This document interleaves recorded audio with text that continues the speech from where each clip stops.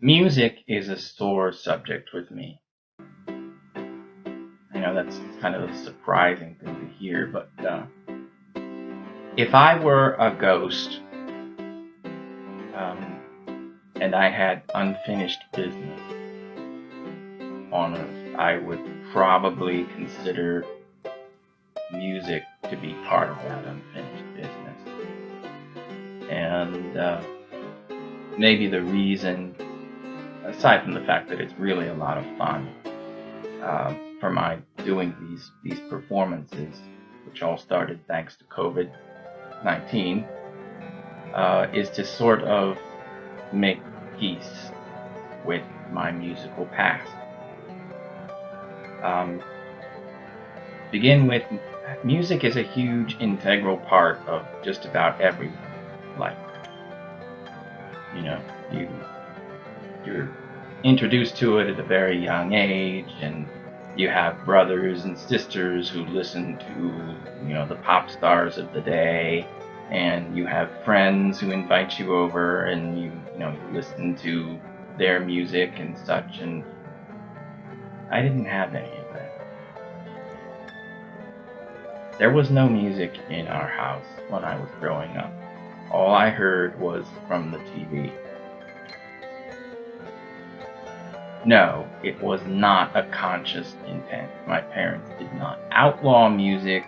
They didn't dislike music or anything else. It wasn't a priority. It was just something that we did without, and therefore I never learned any artists, any song styles.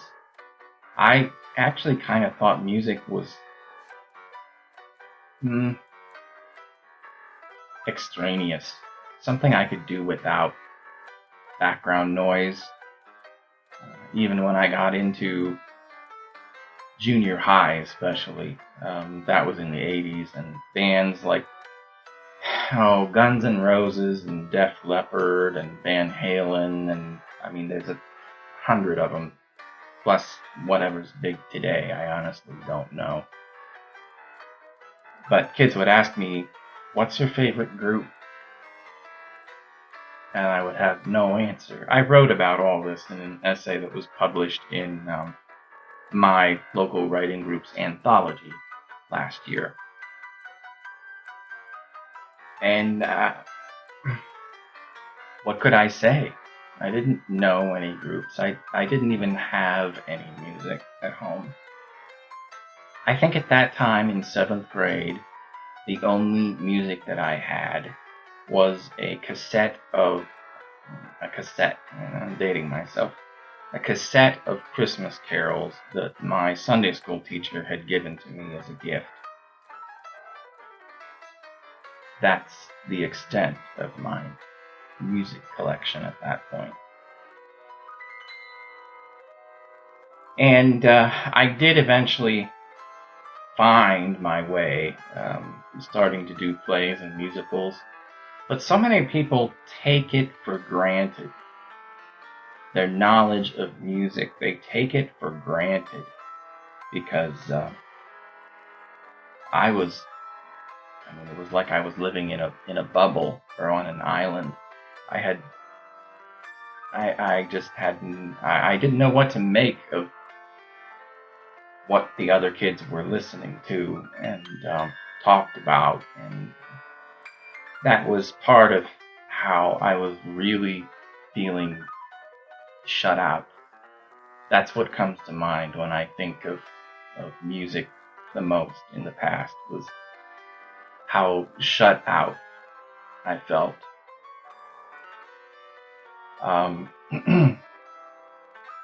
I did go and take choir in high school for 2 years, junior and senior. And I know that the teacher was very complimentary on my voice, and I had gotten a part in the spring musical, even while I was still in junior high. I got a part at the high school musical, The Sound of Music. I was one of the Von Trapp rats. And So it wasn't that I didn't get any kind of positive feedback at all, but our choir class seemed to be dominated by a group of tenors. A small group of tenors. And they were very intimidating because they were very good, and a couple of them were rather unkind to people who were not tenors. And therefore I would never get up and sing by myself. I never did solos at the, what do they call them? Those solo and ensemble things. I think that my music teacher tried to get me to do one once, and I wouldn't do it. And it seemed as though it was the tide was against me too, as far as music, because I had a low voice, and everything we did, musical wise, was geared toward the higher register. So at auditions, I got screwed, and I did fine in the plays, like the straight comedies and stuff. I did great, but when it came to musicals, I was left out in the cold because I couldn't sing in the higher register and I couldn't dance at all. And that was my teenage heartbreak, I think. I didn't have any dating experiences where that happened then. My teenage heartbreak was not being able to participate full out in the musicals in school. Oh, anybody can get steps. I'll teach you the steps. I'm sorry, you'd be wasting your time. Everybody's got a sense of rhythm. You just need a sense of rhythm. Well, my rhythm must have run away with my sense of style in clothing. Because I don't have that either. I just wear what feels comfortable. And that's that. So there was that. And as I went on, I still felt in the theater, musical theater, that I was pushed into the background, and that the musicians were tribe to which I did not belong. And when I say that, I mean instrumentals too. My high school had a very, very good music program. But if you weren't in the music program, there was only so far you could get involved in things, because that was the biggest thing, aside from sports, of course, but we won't talk about that. I never learned to read music. I don't play an instrument. I was very fond of the piano. I always have been. And I'm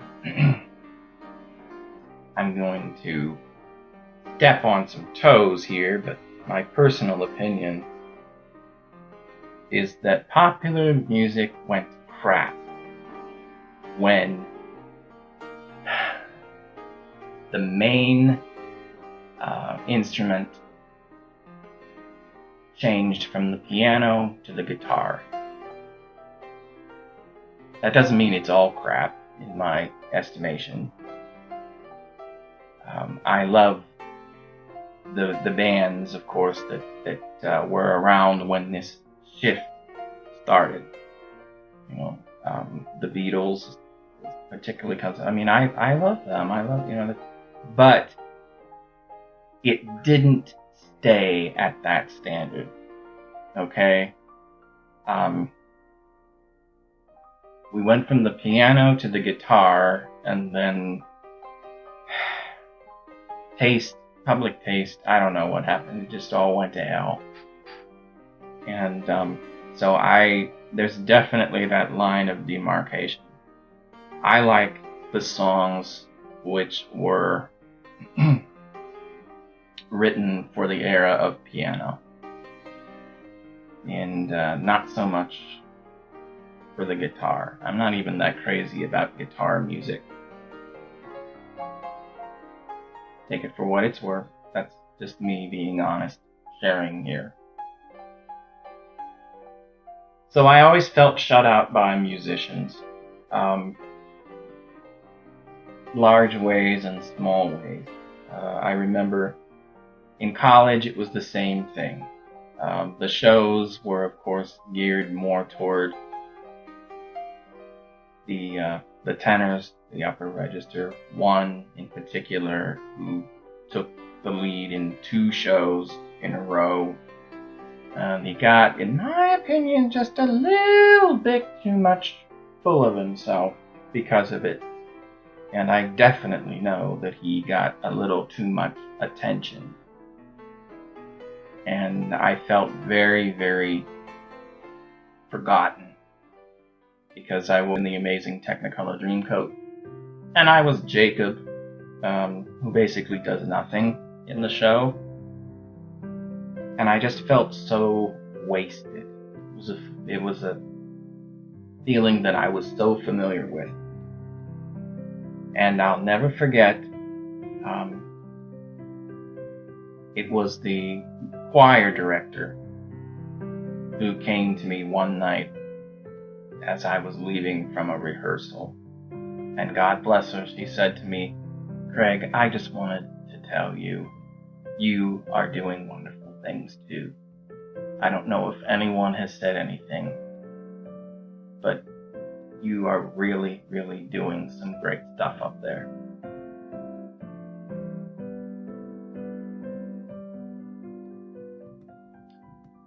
At the time, that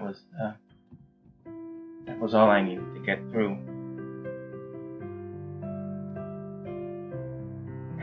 So, it's a very sore spot with me. It just brings back memories of being shut out and pushed into a corner because I wasn't confident enough to take the stage. And I did, before COVID, I did want to do karaoke. And I remember years ago in college, a couple of my friends took me to a karaoke bar. And it was Rumors, which is no longer there in Canton. And they both sang karaoke, and they encouraged me to do it. No, I couldn't do that. I had too many bad memories of, those not so nice tenors in my high school choir class, and of the star of the 2 shows, my first and second year of college. And so I loved, I grew to love music, my own style of music, but I never really took part in it until now, if you can call it that. And that's why these performances are so enjoyable to me, and so, I guess, therapeutic, because I'm finally getting to do the big numbers. I'm finally getting my chance in the spotlight, so to speak. It's not so important that I sound phenomenally good, but just the fact that I'm doing it and I'm getting through the songs songs that I had lip synced to, in my own time and space over the years endlessly. And now I am performing. I'm giving performances. And again, the singing, it's unfinished business that I'm coming to terms with. But I challenge you to think to yourself, don't ever take for granted something like this. I didn't discover a kind of music that I liked at all until I was a senior in high school. So if you were fortunate enough to be introduced to music and instruments and have musical people around you, you should feel very blessed, because it can really feel lonely when it's the other way around. Anyway, just a little background on why I'm doing what I'm doing.